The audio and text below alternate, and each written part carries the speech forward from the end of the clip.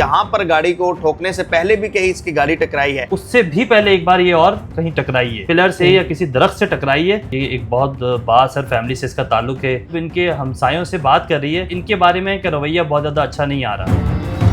अस्सलाम वालेकुम नाज़रीन, उर्दू में खुशामदीद। मैं हूं आपका मेजबान ज़ोहेब मंशा। सान है कारसाज कराची को लेकर एक और वीडियो मंजर आम पर आ चुकी है, जिसमें देखा जा सकता है कि इस खातून ने यहां पर कारसाज में 2 लोगों की जान लेने से पहले भी कहीं टकराई है इसकी गाड़ी। वीडियो में आप देख सकते हैं कि ये खातून आती है, एक टोयोटा करोला गाड़ी होती है जिसको ये राइट साइड से टकराती है और उसके पीछे 2 बाइक पर अफराद भी होते हैं जो कि गिर जाते हैं।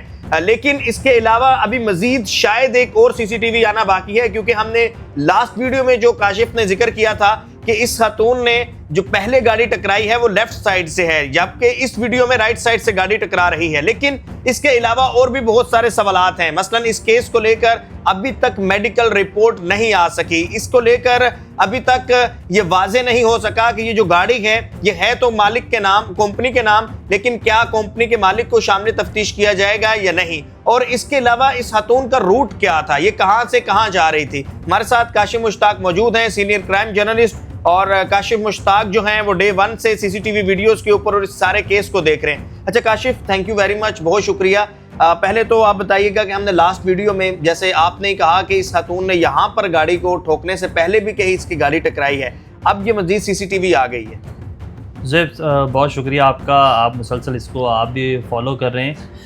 इस वीडियो को लेकर या फिर इसकी जितनी भी अब तक सीसीटीवी फुटेजेस आई हैं, हमने जिस तरह उसको नरेट किया, जिस तरह उसको डिस्कस किया, ये वाक़या उसी तरह से मज़ीद आगे लेके जाया जा रहा है।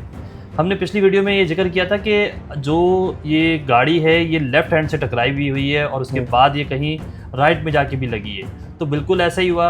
अब जो तफ्तीशी हुकाम हैं उन्होंने इस चीज़ को हमारी उस वीडियो से पिक किया था, करने के बाद इसको मज़ीद इंटेरोगेट किया गया। जब हमने इसको मज़ीद इन्वेस्टिगेट किया तो अब हमें ये भी लगता है कि इससे पहले भी कहीं एक और जगह टकराई है। एक तो ये जो वाक़या रिपोर्ट हुआ है इससे पहले एक जगह टकराई है, हम ये कहते हैं कि उससे भी पहले एक बार ये और कहीं टकराई है, तो अब उससे उस पर भी जो है काम हो रहा है। आपने दूसरा ये जिक्र किया कि खातून का रूट क्या था, तो ये यकीनी तौर पर ये तफ्तीशी टीम के लिए भी एक बड़ा सवाल था। तो जब हमारी ज़राए से बात हुई है तो वो ये बता रहे हैं कि ये कारसाज का जो KDA स्कीम है 1, वहाँ से ये खातून निकली थी अपने घर से, और निकलने के बाद कारसाज KDA स्कीम 1 में ही 3 किलोमीटर से 4 किलोमीटर के डिस्टेंस के अंदर इसने अपनी सास के घर जाना था। तो उस दौरान जो है ये तमाम तर जो वाक़या है वो रिपोर्ट हुआ है। अब जो इससे पहले हम इस चीज़ को डिस्कस कर रहे थे तो तफ्तीशी हुकाम ये कह रहे थे कि शायद इसने जो पहले गाड़ी हिट की उसके बाद इस वाक़े तक वो गाड़ी की ओवर स्पीड करती हुई आ रही थी, उससे बचने के लिए जो गाड़ी इसने हिट कर दी थी। लेकिन चूंकि हमें ये लगता है कि गाड़ी लेफ्ट हैंड से भी कहीं और लगी हुई है, तो इट्स मीन कि ये 2 बार लग चुकी। उसके बाद इसने ये मोटरसाइकिल सवार बाप और बेटी को जो है वहाँ कुचला है और उसके बाद वहाँ से भी ये मज़ीद आगे फ़रार होना चाहती थी। जैसे कि हमने बताया कि जो एक गाड़ी इसके आगे सिल्वर कलर की जा रही थी जिसमें शैन अलेक्जेंडर जो है वो एक शख्स सवार था, वो अगर इसके आगे ना होता तो शायद ये यहाँ से भी फरार होती और आगे जाके मजीद किसी गाड़ियों को नुकसान पहुँचाती। चूँकि वो गाड़ी आगे स्लो चल रही थी, इसने स्पीड से इस मोटरसाइकिल सवार बाप और उसकी बेटी को टक्कर मारी। टक्कर मारने के बाद ये उस गाड़ी से टकराई है, टकराने के बाद उस गाड़ी को ओवर स्पीड के साथ अपने साथ लेकर गई है। फिर वो गाड़ी जाके आगे कहीं किसी पिलर से या किसी दरख्त से टकराई है और टकराने के बाद वो गाड़ी भी उलट गई और इस खातून की अपनी गाड़ी भी उलट गई, जिसकी वजह से यहाँ इस मामले पे ब्रेक लग गई।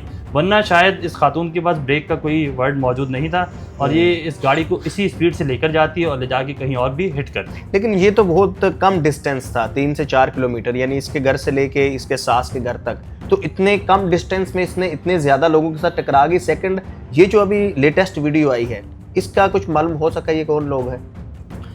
जो लेटेस्ट वीडियो है उसमें भी आप ये देखें कि वो वही कारसाज का सर्विस रोड है। पहले तो हम आपको ये दोबारा से रिपीट कर दें कि ये सारा वाक़या जो 2 CCTV अब तक मेन रोड की एक्सीडेंट की आ चुकी हैं वो दोनों सर्विस रोड की हैं। अच्छा, ये वही सर्विस रोड है? ये वही सर्विस रोड है। अब जो तीसरी जो हमें ये लगता है और तफ्तीशी हुकाम को भी अब यही लगता है कि ये गाड़ी पहले इससे पहले भी कहीं और लगी है, तो वो हो सकता है ये जब अपने घर से बाहर निकल रही थी वहाँ लगी हो, या फिर अपनी गली से बाहर निकल रही हूँ वहाँ लगी हो। तो वहाँ की CCTV फुटेज भी जो है पुलिस हासिल करने की कोशिश कर रही है कि अब आया देखा जाए कि इससे पहले ये गाड़ी कहाँ लगी है। हमने पहले भी बताया था कि ये गाड़ी जो इसने कहीं मारी है उसके बाद इसने वहाँ से अपनी स्पीड को और ज़्यादा तेज़ किया है, तो वाकई ऐसे हुआ है। अच्छा, जो आपने जिक्र किया कि करोला गाड़ी को इसने हिट किया, वहाँ भी इसने ना सिर्फ करोला गाड़ी को बल्कि आप जो सीसीटीवी फुटेज को वाज़े तौर पे देखेंगे तो करोला गाड़ी के एंड बैक साइड पे एक मोटरसाइकिल पे 2 अफराद सवार हैं, ये उनको भी स्लाइटली हिट करती है, जिसकी वजह से वो दोनों मोटरसाइकिल सवार अफराद नीचे गिर जाते हैं। फिर वो दोबारा उठ के खड़े होकर इसकी तरफ देखते हैं, लेकिन इसकी स्पीड ये वहाँ से इतनी तेज़ कर लेती है कि ना करोला गाड़ी वाला जो है वो नीचे उतर पाता है और ना वो मोटरसाइकिल सवार जो हजरात है वो इसको पकड़ पाते हैं। ये वहाँ से स्पीड पकड़ती है और पकड़ने के बाद अगला जो वाक़या है वो तमाम तर सीसीटीवी फुटेज में भी वाज़ेह है कि किस तरह ये ओवर स्पीड करते हुए मोटरसाइकिल सवार अफराद को जो है कुचलती है। अच्छा, आपने जानने की कोशिश की हो कि इस खातून की फैमिली के बारे में, ये कहाँ की, नो डाउट ये एक बासर ख़ानदान से ताल्लुक़ रखती है, लेकिन ये जिस जगह या जहाँ पे इसका घर है वहाँ पे इसकी रेपुटेशन कैसी है, हमसायों का क्या कहना है, किसका रवैया कैसा है, ये अगर आपने जानने की कोशिश की हो? बिल्कुल, ये हमने भी जानने की कोशिश की है। जो पुलिस हुकाम हैं वो भी ये बताते हैं कि ये एक बहुत बासर फैमिली से इसका ताल्लुक़ है और चूँकि इनका ताल्लुक़ और इनका बैकग्राउंड ऐसा ज़्यादा स्ट्रॉन्ग है तो इनकी जो सराउंडिंग के लोग हैं, जो पुलिस को इससे जो तमाम तर वास्ता है वो ऐसे पड़ा कि पुलिस को सराउंडिंग की सीसीटीवी फुटेज चाहिए थी। तो सराउंडिंग की सीसीटीवी फुटेजेस के लिए जब इनके हमसायों से बात कर रही है तो उनका इनके बारे में का रवैया बहुत ज़्यादा अच्छा नहीं आ रहा। पुलिस हमें ये भी बताती है कि वो जो हमसाए हैं या वो जो लोग हैं वो अगर इनके बारे में कुछ बता रहे हैं तो उनके जो कमेंट्स हैं वो बहुत ज़्यादा पॉजिटिव नहीं आ रहे। तो इस वजह से भी पुलिस को थोड़ा सा इनके जहाँ ये रहते हैं वहाँ और उसकी एतराफ़ की जो गली है या जो भी चीज़ है वहाँ की सीसीटीवी फुटेज जब तक हासिल नहीं हो सकी है। अगर वो सीसीटीवी फुटेज भी हासिल हो जाए तो यकीनी तौर पे जो ये गाड़ी पहले कहीं लगी है वो भी वाज़ेह हो जाएगी।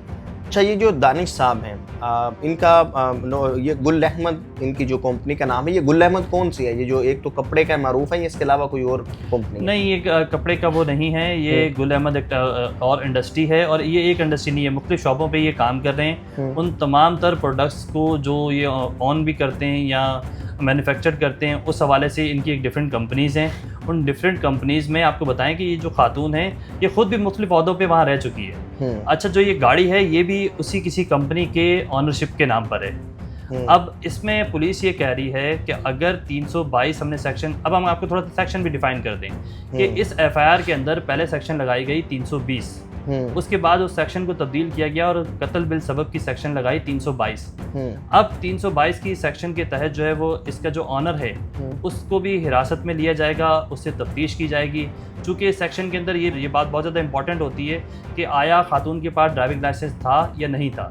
अगर खातून के पास ड्राइविंग लाइसेंस नहीं था तो अमूमन होता भी यही है कि अगर मिसाल के तौर पर आपने किसी को गाड़ी दी है और उससे ये चेक नहीं किया कि उसके पास ड्राइविंग लाइसेंस मौजूद है या नहीं है और उससे कोई इस तरह का इंसिडेंट रिपोर्ट होता है तो यकीनी तौर पे आपसे ये पूछा जाएगा कि आपने किस बिना पर, इवन आपके वो कोई रिलेटिव्स हों या दोस्त हों या कोई भी हो, तो आपसे ज़रूर ये पूछा जाएगा कि आपने ये गाड़ी उसको किस बुनियाद पे दी और जो गाड़ी दी तो उसके लिए आपने फिर क्या उनसे वो किया था या क्या बातचीत आपकी हुई थी। तो इस फैक्टर को भी पुलिस चेक कर रही है।